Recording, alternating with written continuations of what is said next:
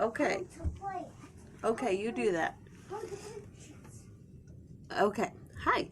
So, finishing up Jacob chapter 7. The last half of the chapter, I can't remember. I will, baby, after I do my polo, okay? Okay. Let's play some chess. Okay, after my polo. Okay. So Sherem the Antichrist has been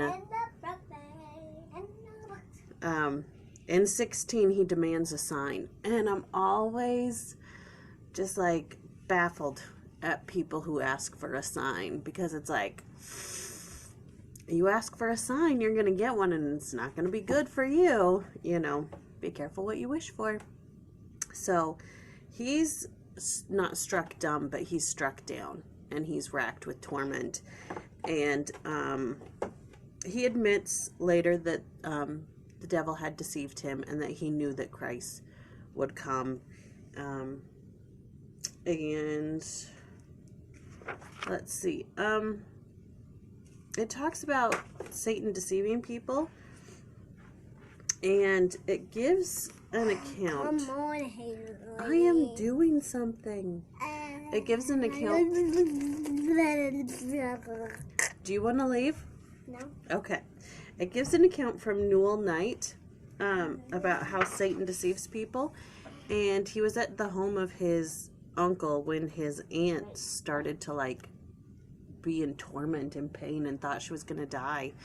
And she said, I now have to die for the redemption of the world in this dispensation, just like Christ was redeemed last time. And he says that the Holy Spirit rested upon him, and he immediately took her hand and commanded Satan to leave.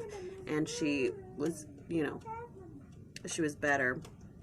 And it just said that, he said, Christ is the only redemption we need. There will not be another one. He did it all.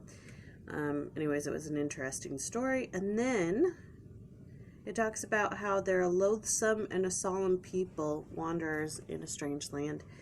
And it just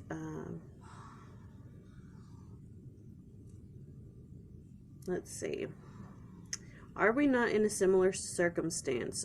We are beset on all sides by endless attacks from the forces of evil. We are wanderers in a telestial world where the only enduring light is the light of the gospel of Jesus Christ, and sometimes we mourn out our days, yearning for the security of our heavenly home. I thought that was kind of nice. And then he gives some concluding thoughts about just holding to the iron rod, pray with faith, listen to the Spirit, and follow the living prophets. And so that is almost, could you calm down? So that's Jacob. But there's one more thing here in my Ludlow book, which I haven't been neglecting. It just hasn't been giving me anything like great. But in Jacob 7:27, it's the last verse, and he says, my brethren, I bid you adieu.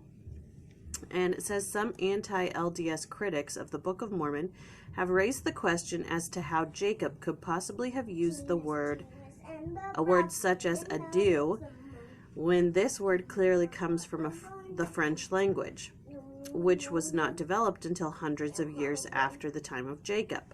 Such critics evidently overlook the fact that the Book of Mormon is translation literature, and Joseph Smith felt free in his translation to use any words familiar to himself and his readers that would best convey the meaning of the original author.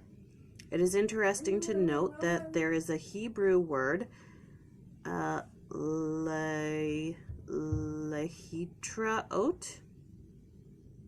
which has essentially the same meaning in Hebrew as the word adieu has in French. Both of these words are much more than a simple farewell. They include the idea of a blessing.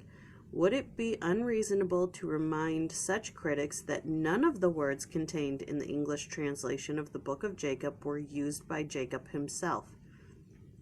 These words all come from the English language, which did not come into existence until long after Jacob's time. I thought that was very interesting, and like, kind of like a, duh, of course. You're wondering why they would use that word? Because Joseph was translating it so that we could understand it. Anyways, kind of an aha moment. And I don't have many of those, as you know, because I'm like super fantastic. Just kidding. Anyways, I really liked that bit of it. And I will blow all your minds during Sunday school. I'm kidding. Come on. Say good morning to the family. Oh, good morning. Say I love you. I love you. All right. So that's all I got. I'll see y'all later.